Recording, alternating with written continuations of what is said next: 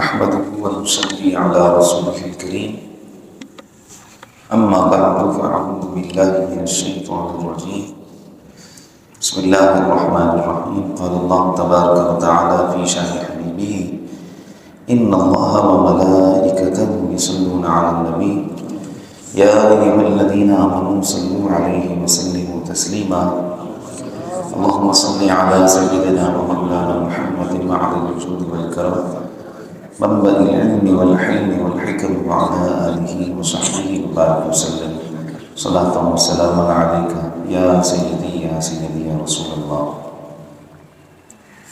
تقویٰ اور پرہیزگاری سے متعلق ہمارا بیان چل رہا تھا، جس میں مسلم شریف کتاب الرقاق باب اکثر اہل جنت الفقراء، اس باب کے تحت حدیث پاک حضرت سیدنا ابو سعید خدری رضی اللہ تعالیٰ عنہ سے روایت ہے، جو کل کے درس میں ہم نے بیان کی تھی کہ حضور نبی کریم صلی اللہ تعالیٰ علیہ وسلم نے ارشاد فرمایا ان الدنیا حلوۃ خضرۃ وان اللہ مستخلفکم فیہا فینظر کیف تعملون فاتقوا الدنیا واتقوا النساء۔ فرمایا کہ بے شک دنیا میٹھی اور سرسبز ہے اور اللہ تبارک تعالیٰ نے تمہیں اس میں اپنا نائب بنایا ہے اور وہ تمہارے اعمال دیکھتا ہے، لہذا تم دنیا اور عورتوں سے بچو۔ فَإِنَّ أَوَّلَ فِتْنَةِ بَنِي إِسْرَائِيلَ كَانَتْ فِي النِّسَاءِ، بے شک بنی اسرائیل کا پہلا فتنہ عورتوں ہی کے باعث ہوا۔ کل کے درس میں ہم نے آپ کے سامنے اس کی پہلی جو بات ہے کہ ان الدنیا حلوۃ خضرۃ، اس کے متعلق چند باتیں کی تھیں۔ سرکار جہاں صلی اللہ تعالیٰ علیہ وسلم نے ارشاد فرمایا کہ بے شک دنیا میں اللہ تعالیٰ نے تمہیں اپنا نائب بنایا ہے۔ اس کے متعلق علامہ اللہ قاری علیہ الرحمہ فرماتے ہیں کہ اس کا یا تو یہ مطلب ہے، حقیقی طور پہ اگر ہم دیکھیں تو اللہ تبارک تعالیٰ ہی دنیا کا مالک ہے، اور بلکہ ساری چیزیں جتنی بھی ہیں وہ اللہ تبارک تعالیٰ نے بنائی ہیں اور یہاں ہمیں اپنا نائب بنا کر بھیجا ہے۔ تو گویا معنی یہ ہوا کہ دنیا کا حقیقی مالک تو اللہ ہے، تم سب اس کے برتنے یا اس سے فائدہ حاصل کرنے کے لیے اس کے خلیفہ ہو، یا معنی یہ ہے کہ تم اس کے وکیل ہو، لہذا مالک کی مرضی کے بغیر کسی چیز کو استعمال نہیں کرنا چاہیے۔ تو دنیا میں اللہ تعالیٰ نے ہمیں بھیجا ہے، ساتھ میں اپنی مرضی کو بھی بیان فرمایا ہے کہ دنیا میں اس انداز میں رہو۔ حلال اور حرام کا ایک تصور جو اسلام نے دیا ہے اور اللہ تبارک تعالیٰ نے اس کی پابندی کے ساتھ اس دنیا میں رہنے کا جو حکم ارشاد فرمایا، اس سے یا تو یہ مراد ہے کہ تم اس کے نائب اور خلیفہ، فرماتے ہیں یا یہ معنی ہے کہ تم پہلوں کے وارث ہو۔ دنیا کے اندر پہلے لوگ تھے، وہ چلے گئے، اب اس کے بعد تم آ گئے، پھر تم چلے جاؤ گے، تمہارے بعد وہ چھوڑ آئے گے، تو یوں تم نائب بنتے رہو گے۔ تو یہ بھی ایک غور و فکر کرنے والی بات ہے کہ ہم دنیا میں غور و فکر کریں کہ ہم سے پہلے کتنے بڑے بڑے لوگ یہاں پر موجود تھے، اب نہیں ہیں، جن کی بڑی بڑی جائیدادیں تھیں، بلکہ پتھروں کو تراش کر وہ گھر بنا لیا کرتے تھے، اتنے مضبوط قسم کے ذہن کے جسم کے مالک، لیکن وہ بھی سب چلے گئے۔ اور وہ چلے گئے وہ جگہ کہ جہاں کا وہ تصور کرتے تھے کہ ہم یہاں سے کبھی بھی نہیں جائیں گے، وہ بھی چلے گئے۔ اب اس کے بعد دوسرے اس جگہ کے وارث ہوئے، کوئی سنا یہاں پر ہمیشہ نہیں رہے گا، تو یوں یہ نائب بنتا رہے گا۔ تو معنی یا تو یہ ہوگا کہ اللہ تبارک تعالیٰ نے پہلوں کے اعتبار سے ہمیں نائب بنایا، پھر ہمارے اعتبار سے بعد والے نائب بنیں گے، جب ہم چلے جائیں گے تو ہمارے بعد دوسرے نائب بنیں گے۔ تو اس لیے ہمیشہ اللہ تبارک تعالیٰ کی رضا اور اس کی خوشنودی والے کام کرتے رہنا چاہیے، اس کی ناراضگی اور اس کی نافرمانی والے کاموں سے اپنے آپ کو بچانا چاہیے، اجتناب کرنا چاہیے ان کاموں سے جس سے اللہ تعالیٰ ناراض ہو۔ تو فرمایا کہ اللہ تعالیٰ نے دنیا میں تمہیں اپنا خلیفہ بنایا، پھر آگے ارشاد فرمایا دنیا سے بچو۔ کسی شاعر نے محبوب کہا کہ الدنیا اقل من القلیل، دنیا قلیل ترین چیز ہے، وَعَاشِقُهَا أَذَلُّ مِنَ الذَّلِيلِ، اور دنیا کی جو محبت کرنے والے ہیں، دنیا کے پیچھے لگنے والے ہیں، دنیا کا مطلب یہ ہے کہ دنیا اس کو کہتے ہیں، صوفیہ کرام کہتے ہیں جو اللہ کے ذکر سے غافل کرتے ہیں۔ تو جب بندہ اللہ کے ذکر سے غافل ہو جائے گا تو لازم سی بات ہے کہ وہ گناہوں میں مبتلا ہوگا۔ تو فرمایا دنیا سے بچو، کیونکہ یہ دھوکے دینے والی چیز اور حب جاہ اور حب مال وغیرہ کے اندر مبتلا کرتی ہے، لہٰذا اس سے بچو۔ معنی اس کا یہ ہوگا کہ مال اور دولت کی محبت میں مبتلا ہو کر کہیں اللہ تبارک و تعالیٰ کو بھول نہ جاؤ، اس طرح کی دنیا سے بچو۔ جب اس طرح کے معاملات ہوتے ہیں تو بندہ پھر زوال کی طرف جاتا ہے، ترقی نہیں ہوتی۔ دنیا کے اندر ہم آئے ہیں، سرکار دو جہاں صلی اللہ علیہ وسلم نے ارشاد فرمایا الدنیا مزرعۃ الآخرہ، دنیا آخرت کی کھیتی ہے۔ کھیت میں جب تک بیج نہ اگایا جائے تو کچھ بھی نہیں اگتا۔ تو یہاں دنیا آخرت کی کھیتی جس میں اپنے نیک اعمال کا بیج ہونا چاہیے، تقویٰ اور پرہیزگاری کا پانی اس میں ڈالنا چاہیے، تبھی وہ ایک دین کی اور ایمان کی عمدہ علامت بن کر وہ درخت نامر درخت بنے گا۔ تو اس لیے فرمایا کہ دنیا سے بچو، اس کے دھوکے سے بچو، حب جاہ حب مال سے بچو، تاکہ تم اللہ تبارک و تعالیٰ کے برگزیدہ بندے بن جاؤ۔ آگے ارشاد فرمایا عورتوں سے بچو۔ تو عورتوں سے بچنے کا مطلب حضرت علامہ مولانا علی قاری علیہ رحمہ فرماتے ہیں کہ مطلب یہ ہے کہ ناجائز طریقے سے عورتوں کی طرف مت آؤ، اور ساتھ میں بھی فرماتے ہیں کہ کیونکہ عورتوں کی مزاج کے اندر فتنہ انگیزی ہوتی ہے، ان کے فتنے میں نہ پڑو۔ آپ دیکھیں قرآن مجید فرقان حمید میں جہاں اللہ تعالیٰ نے حضرت یوسف علیہ السلام کا قصہ بیان فرمایا ہے،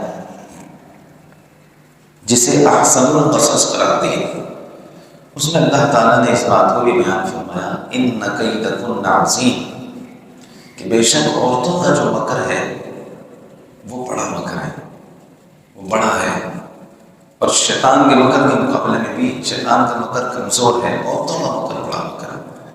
لہٰذا اللہ تعالیٰ کی پناہ مانگتے رہنا چاہیے کہ اللہ تعالیٰ عورتوں کے فتنے میں نہ مبتلا کرے، اس سے بچنا چاہیے۔ لہٰذا اپنے آپ کو بندہ بچا کر رکھے، اپنا سیف پوائنٹ رکھے، ایسا نہ رکھے کہ عورتوں کی طرف بہتے ہی چلا جائے۔ ہمارے زمانے میں جو ہمارا معاشرہ ہے وہ انتہائی خطرناک معاشرہ ہے۔ بلعام بن بقور ایک شخص تھا جو بنی اسرائیل میں ایسا شخص تھا کہ جو مستجاب الدعوات تھا۔ آپ کو میں عورت کے فتنے کی بات سمجھا رہا ہوں، تو یہ اتنا مستجاب الدعوات تھا، جس کے لیے دعا کرتا اس کی دعا قبول ہو جاتی۔ تو قوم کے لوگ آئے جو حضرت موسیٰ علیہ السلام سے بغض رکھتے تھے، وہ آگے کہ آپ ان کے لیے بد دعا کریں۔ تو انہوں نے کہا، انہوں نے قوم کو بھگایا کہ یہ کیا بات کر رہے ہو، میں کبھی بھی ان کے لیے بد دعا نہیں کروں گا، کیونکہ وہ اللہ کے نبی ہیں اور ساتھ میں ان کے فرشتے ہیں، اہل ایمان ان کے ساتھ ہیں۔ قوم چلی گئی، پھر آئی قوم نے تحفے تحائف دی، ساتھ میں قوم نے اس کے پاس عورتوں کو بھیجا، ایک کے بعد ایک حسین و جمیل عورت بھیجتے رہے۔ اب پھر آ کر پوچھا، اب اس نے کچھ نرمی دکھائی، اس نے کہا اچھا میں استخارہ کرتا ہوں۔ بری عادت لگ گئی اور عورت کے فتنے میں مبتلا ہو گیا، اس نے کہا میں استخارہ کرتا ہوں۔ اس نے استخارہ کیا، استخارے میں منع آ گیا۔ اس نے کہا بھائی دیکھو میں نے استخارہ کیا تھا، اس میں منع ہے۔ قوم باز نہ آئی، قوم نے پھر سے تحفے تحائف دیے، عورتوں کو بھیجا۔ اب اس نے دوبارہ جب استخارہ کیا تو اس میں کچھ بھی نہ آیا۔ تو قوم نے کہا دیکھو پہلے اللہ تعالیٰ کی مرضی تھی تو اللہ تعالیٰ نے منع کیا تھا، اب تو کچھ بھی نہیں آیا، اس کا مطلب یہ ہے کہ ہاں بھی تو ہو سکتی۔ لہٰذا وہ قوم کے بہکانے میں آ کر حضرت موسیٰ علیہ السلام کے خلاف دعا کرنے کے لیے پہاڑ پر چڑھا۔ جس اونٹنی پر وہ سوار تھا اس کو اللہ تعالیٰ نے قوت گویائی عطا فرمائی، اور اس نے اس کو کہا کہ مت دعا کر، تباہ ہو جائے گا۔ لہٰذا وہ پھر بھی اتنے میں مبتلا ہو چکا تھا، اوپر چلا۔ اب جب وہ بددعا کرتا اس کا اپنا اور اپنی قوم کا نام آتا، اور جب برکت کی دعا کرتا موسیٰ علیہ السلام اور ان کی قوم کا نام آتا۔ وہ سمجھ گئے کہ میری تباہی اور بربادی ہو گئی، تو یوں اللہ تبارک و تعالیٰ نے اس کی مثال کتے کے ساتھ دی. اللہ تعالیٰ نے قرآن پاک میں اس کی مثال کتے کے ساتھ دی کہ اتنی لمبی زبان نکالتا ہے. تو آپ نے دیکھا کہ فتنہ عورت میں مبتلا ہونے کے بعد بندہ وہاں سے اس مقام سے کیسے اتر جاتا ہے. یہاں سے یہ بھی بات معلوم ہوئی کہ ولایت سلب بھی ہوتی ہے، ولایت ملتی بھی ہے، ولی بنتا بھی ہے اور ولی ختم بھی ہو جاتا ہے. غلط اعمال کرنے سے، برے عمل کرنے سے ولایت سلب بھی ہو جاتی ہے، بندے مقام ولایت اس سے چھین لیا جاتا ہے. حضرت علامہ امام شرف نووی علیہ الرحمہ بیان فرماتے ہیں کہ سرکار علیہ السلام نے فرمایا عورتوں سے بچو. اس کا معنی یہ ہے کہ اس میں دوسری عورتیں شامل ہیں اور اپنی عورتیں بھی شامل ہیں کہ ان کی فتنے سے بچو. عورتوں کے معاملات میں ہمیشہ میانہ روی اختیار کرنی چاہیے. سرکار علیہ السلام نے حجۃ الوداع کے موقع پر 3 مرتبہ ارشاد فرمایا کہ عورتوں کے معاملے میں اللہ سے ڈرتے رہنا. 3 مرتبہ ارشاد فرمایا کہ انہی فتنے میں مبتلا ہو رہی، یہ فتنہ کرتی ہیں. لہذا ہمیشہ بندے کامل مرد وہی ہے کہ جو ان کی فتنے میں مبتلا نہ ہو، ہمیشہ میانہ روی اختیار کریں، جذباتی بھی نہ ہو نہیں ہو اور بہت زیادہ سختی بھی نہ ہو اور بہت زیادہ نرمی بھی نہ ہو. درمیانی کیفیت ہو خواتین کے ساتھ، یعنی پیار محبت بھی ہو اور ساتھ میں تھوڑی سی سختی بھی ہو. تو درمیانی کیفیت ہوگی تو معاملہ اچھا چلے گا. لیکن آپ نے جو چیز زیادہ کر دی، اگر سختی بہت زیادہ کر دی تو سرکار صاحب نے فرمایا چونکہ یہ پسلی سے بنائی گئی ہے، سختی کرو گے تو ٹوٹ جائے گی، بغاوت پر اتر آئے گی. اس کا معنی یہ ہے. اور اگر تم نے نرمی کر دی تو چونکہ ٹیڑھی ہے تو غلط راستہ اختیار کرے گی. اس لیے درمیانی کیفیت ہونی چاہیے. تو آقا علیہ السلام نے فرمایا عورتوں سے بچو، یعنی فتنہ عورت میں بڑھنے سے بچو. بنی اسرائیل کے بارے میں آقا علیہ السلام نے ارشاد فرمایا بنی اسرائیل والے پہلے لوگ ہیں کہ جو عورت کے فتنے میں مبتلا ہوئے. تو اس میں منقول ہے کہ ایک شخص تھا جس کا نام تھا عامل یا عامین. یہ جو شخص تھا کہ اس کے بھتیجے نے کہا کہ میں تمہاری بیٹی سے شادی کرنا چاہتا ہوں. تو اس نے منع کر دیا، نہیں میں تمہارے ساتھ اپنی بیٹی کی شادی نہیں کرتا. تو بدلے میں بھتیجے نے چچا کو قتل کر دیا، جس کا واقعہ سورہ بقرہ میں موجود ہے. اور جو پھر گائے ذبح کرنے کا پورا معاملہ ہوا، اس نے قتل بھی کیا، پھر خود ہی مدعی بن کر بھی آیا حضرت موسیٰ علیہ السلام کے پاس. تو پھر وہ جو پورا گائے کا واقعہ ہے کہ گائے کو ذبح کیا گیا، اس کے جسم کا ٹکڑا اس مقتول کے جسم کے ساتھ لگایا گیا تو اللہ کے حکم سے وہ زندہ ہو گیا. اور اس نے اپنے قاتل کا بتایا کہ مجھے کس نے قتل کیا. تو یوں وہ بیٹی کی شادی اگر کر دیتا تو اس فتنے میں مبتلا نہ ہوتا، لیکن اس نے انکار کیا تو وہ فتنے میں مبتلا ہو گیا. تو یا تو یہ بیان کیا جاتا ہے. اللہ تبارک تعالیٰ کی بارگاہ میں دعا ہے اللہ کریم ہمیں عمل کی توفیق عطا فرمائے. دنیا کے اور ہر قسم کے دھوکوں، ہر قسم کے فریب سے اللہ تعالیٰ ہمیں محفوظ فرمائے، اور خاص طور پہ اس کی عبادت اور ریاضت کرنے، تقویٰ پرہیزگاری اختیار کرنے کی توفیق عطا فرمائے. آمین بجاہ سید المرسلین و علیہ رب العالمین.